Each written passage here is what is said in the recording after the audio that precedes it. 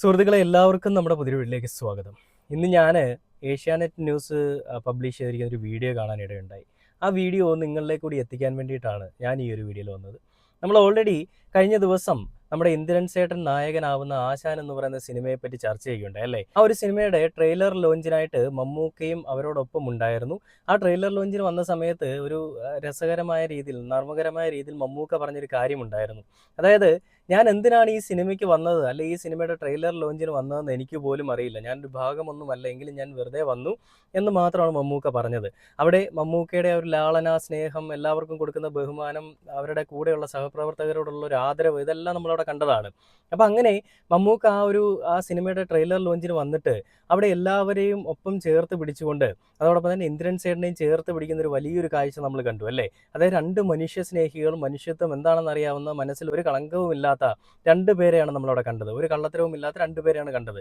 അങ്ങനെയുള്ള രണ്ട് വ്യക്തിത്വങ്ങളായിരുന്നു, ഒന്ന് ഇന്ദ്രൻ സേട്ടനും ഒന്ന് മമ്മൂക്കയും. തൻ്റെ വലിപ്പം അറിയാത്ത, അല്ലെ തൻ്റെ വലിപ്പം വെച്ചുകൊണ്ട് മറ്റുള്ളവരെ കണക്കാക്കാത്ത, എല്ലാവരും തൻ്റെ മുൻപിൽ സമന്മാരാണെന്നറിയാവുന്ന, ജാതി, മതം, നിറം അങ്ങനെയുള്ള ഒരു കാര്യങ്ങളും മനസ്സിലില്ലാത്ത, ആ ഒരു ജാതിയുടെയും മതത്തിൻ്റെയും വർഗത്തിൻ്റെയും എല്ലാ അതിർവരമ്പുകളെയും ഭേദിച്ചുകൊണ്ട് നിൽക്കുന്ന രണ്ട് വ്യക്തിത്വങ്ങൾ തന്നെയാണ് ഇന്ദ്രൻ സേട്ടനും മമ്മൂക്കയും. അപ്പം അങ്ങനെ മമ്മൂക്ക ആ ഒരു സിനിമയുടെ ട്രെയിലർ ലോഞ്ചിന് വന്നിട്ട് പറഞ്ഞ ഒരുപാട് കാര്യങ്ങൾ വൈറലായി. അതിൽ മമ്മൂക്ക എടുത്തു പറയുന്ന കുറച്ച് കാര്യങ്ങൾ നമ്മൾ ഓൾറെഡി ചർച്ച ചെയ്തിട്ടുണ്ടായിരുന്നു. ഇന്ദ്രൻ സേട്ടൻ്റെ ഒരുപാട് സിനിമകൾ മമ്മൂക്ക അവിടെ വെച്ചിട്ട് ഇന്ദ്രൻ സേട്ടൻ്റെ മുൻപിൽ വെച്ച് തന്നെ പറയുന്നുണ്ട്. ഇന്ദ്രൻ സേട്ടൻ്റെ അടുത്ത് ചോദിക്കുന്നുണ്ട്, ഞാനൊരു സിനിമയെപ്പറ്റി പറയട്ടെ, ഏതാണെന്ന് അറിയാമോ, പറയട്ടെ. ഇങ്ങനെ ജലധാര എന്ന് പറയുമ്പോൾ, അല്ലെ പമ്പ് സെറ്റ് എന്ന് പറയുമ്പോൾ ഇന്ദ്രൻ സേട്ടൻ പോലും ആ പേര് മറന്നുപോയി. എന്തൊരു കളിയാണ് കളിച്ചത്, എന്തൊരു അഭിനയമാണ് ഇന്ദ്രൻ സേട്ടൻ ചെയ്തു വെച്ചിരിക്കുന്നത്, അല്ലെ ഇന്ദ്രൻസ് ചെയ്തു വെച്ചിരിക്കുന്നതാണ് മമ്മൂക്ക പറയുന്നത്. അപ്പം അങ്ങനെ പറയുമ്പോൾ അതിൽ പല ചിത്രങ്ങളും മമ്മൂക്ക പേരെടുത്ത് പറയുന്ന പല ചിത്രങ്ങളെ പറ്റിയും സത്യാവസ്ഥ എന്തെന്ന് വെച്ചാൽ നമുക്ക് ആർക്കും അറിയില്ല.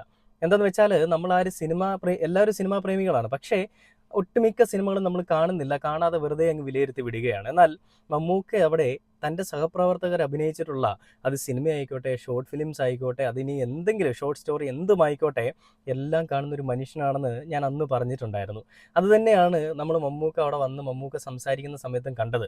മമ്മൂക്ക ഒരുപാട് ബുക്കുകൾ വായിച്ച് ഒരുപാട് ജ്ഞാനമുള്ളൊരു വ്യക്തിയാണ്. മലയാള സിനിമാ മേഖലയെ ഒരുപാട് ഉന്നതിയിലെത്തിച്ച ഒരു മനുഷ്യൻ കൂടിയാണ്. മലയാളത്തിൽ സംസാരിച്ചാൽ മാത്രമേ, അല്ലെങ്കിൽ മറ്റ് അന്യഭാഷയിൽ സംസാരിച്ചാൽ മാത്രമേ നമ്മുടെ സിനിമ വളരുകയുള്ളൂ എന്നുള്ള ചിന്താഗതിയൊന്നും മമ്മൂക്കയ്ക്കില്ല. മമ്മൂക്ക ചെയ്തിട്ടുള്ള എല്ലാ സിനിമകളും പക്കാ മലയാളത്തിൽ തന്നെ ചെയ്തിട്ടുള്ള സിനിമകളാണ്.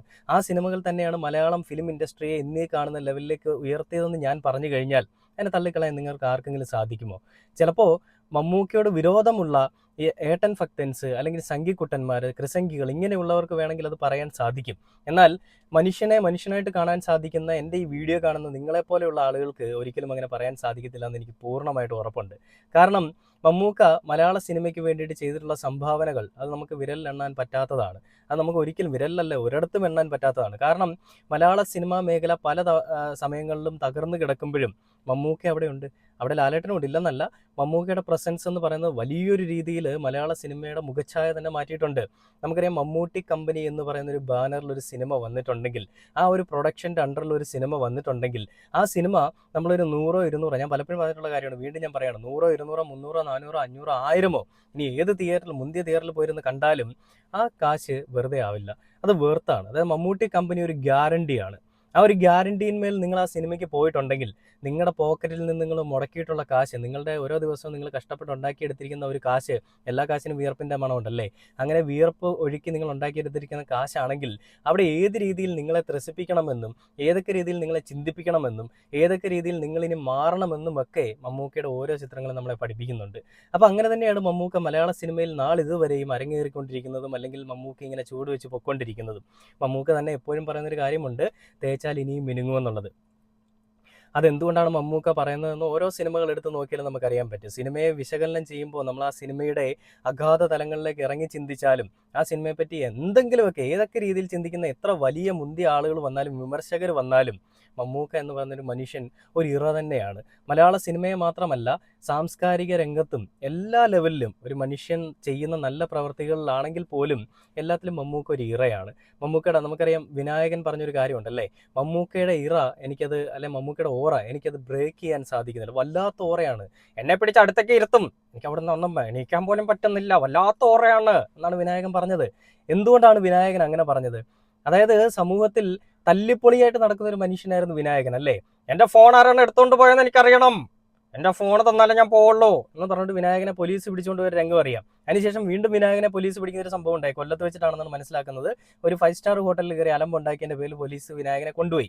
ആ സ്റ്റേഷനിൽ കിടന്നിട്ട് വിനായകൻ പറഞ്ഞ ഇതാണ്, എന്നെ അടിച്ചവൻ ആരാന്ന് എനിക്കറിയണം എന്ന് പറഞ്ഞിട്ട് വിഷയമാണ്. ആ സമയങ്ങളിൽ പിന്നെ തുണി അഴിച്ച് മദ്യപിച്ച് ഫ്ലാറ്റിൽ കിടന്ന് അലമ്പുണ്ടാക്കുന്ന വിനായകനെ എല്ലാം നമ്മൾ കണ്ടതാണ്. എന്നാൽ ആ വിനായകനെ തന്നെ തൻ്റെ ഒരു സിനിമയിൽ തനിക്ക് കിട്ടിയ നായക വേഷം മാറ്റിക്കൊണ്ട് തനിക്കൊരു നെഗറ്റീവ് റോളിലേക്ക് മാറ്റിക്കൊണ്ട് വിനായകനെ നായകനാക്കുകയും മമ്മൂക്ക അവിടെ പ്രതിനായകനായിട്ട് അഭിനയിക്കുന്ന ഒരു രംഗം കൂടി നമ്മൾ കളങ്കാവൽ എന്ന് പറയുന്ന സിനിമയിൽ കണ്ടു. വളരെ നല്ല രീതിയിൽ ആ സിനിമ ചെയ്ത് ആ സിനിമയുടെ ഓരോ കഥാപാത്രങ്ങൾക്കും ഏതൊക്കെ കഥാപാത്രങ്ങൾ വേണമെന്ന് നിശ്ചയിച്ചത് മമ്മൂക്കയാണ്. നമുക്കറിയാം, മലയാള സിനിമയിൽ ഇന്ന് ഈ കാണുന്ന പല താരങ്ങളെ ഉയർത്തിക്കൊണ്ട് വന്നതും മമ്മൂക്ക തന്നെയാണ് അല്ലേ. അതായത് പുതുമുഖമായിട്ട് വന്നിട്ടുള്ള ആരുണ്ടെങ്കിലും, അത് കഥ എഴുതുന്നവർ, തിരക്കഥാകൃത്തായിക്കോട്ടെ, പാട്ടുകാരന്മാരായിക്കോട്ടെ, ആ സിനിമയിലെ ക്യാമറാമാൻമാരായിക്കോട്ടെ, ആരായാലും മമ്മൂക്ക അവർക്കൊക്കെ കൊടുക്കുന്ന ഒരു സ്ഥാനം, അത് മമ്മൂക്കയുടെ ഒരു സ്റ്റാർഡം എടുത്ത് വെച്ചുകൊണ്ടൊന്നല്ല മമ്മൂക്ക സംസാരിക്കുന്നത്, അല്ലെങ്കിൽ എക്സ്പീരിയൻസ് വെച്ചുകൊണ്ടൊന്നല്ല സംസാരിക്കുന്നത്. മമ്മൂക്ക അവരെയൊക്കെ തൻ്റെ കണ്ണുകളിൽ കാണുന്നത് തന്നെ പോലെ തന്നെയാണ്. അതുകൊണ്ടാണ്, അതായത് അത് ഞാനാണ്, അത് നീയാണ്, തത്വമസി എന്നൊക്കെ പറയുന്നത് പോലെയാണ് മമ്മൂക്കയുടെ ഓരോ പ്രവൃത്തികളും എന്നാണ് ഞാൻ പറഞ്ഞു വരുന്നത്. അപ്പം ഞാൻ കണ്ടൊരു വീഡിയോ നിങ്ങളെ എന്തായാലും കാണിച്ചിട്ട് ഞാൻ ബാക്കി വീഡിയോയിലേക്ക് വരാം.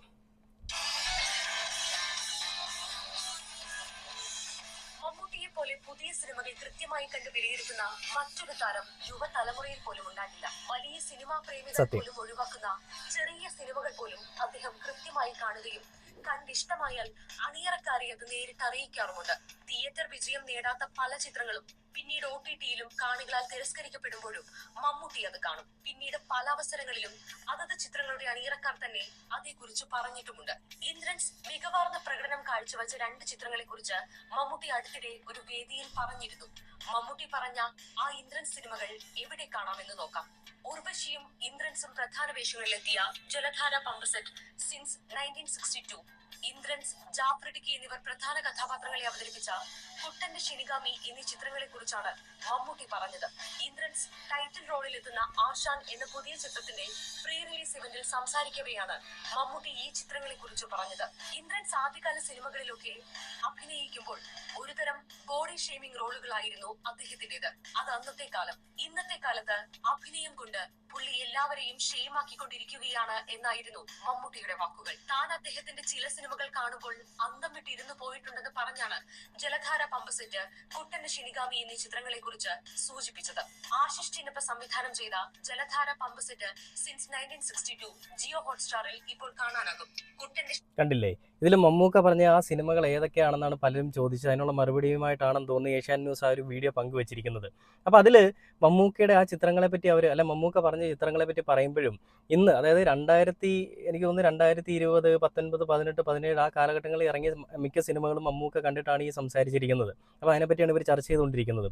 നമുക്കറിയാം, പല നടന്മാരും എനിക്ക് ഉറപ്പിച്ച് പറയാൻ സാധിക്കും, നമ്മുടെ മലയാള സിനിമയിലുള്ള മോഹൻലാൽ അടക്കമുള്ള നിരയിലുള്ള പുതുതലമുറയിലുള്ള ഏത് നടന്മാരെ നോക്കിയാലും ഇവരാരും മറ്റുള്ളവരുടെ സിനിമകൾ അങ്ങനെ അധികം കാണുന്നില്ല എന്ന് എനിക്ക് ഉറപ്പിച്ച് പറയാൻ സാധിക്കും. എന്തുകൊണ്ടെന്ന് വെച്ച് കഴിഞ്ഞാൽ, മമ്മൂക്ക കാണുന്നത് പോലെ, അല്ല മമ്മൂക്ക വിലയിരുത്തുന്നത് പോലെ ഇവർക്ക് വിലയിരുത്താൻ സാധിക്കത്തുമില്ല. ഇവർക്ക് സമയവും ഉണ്ടാവില്ല.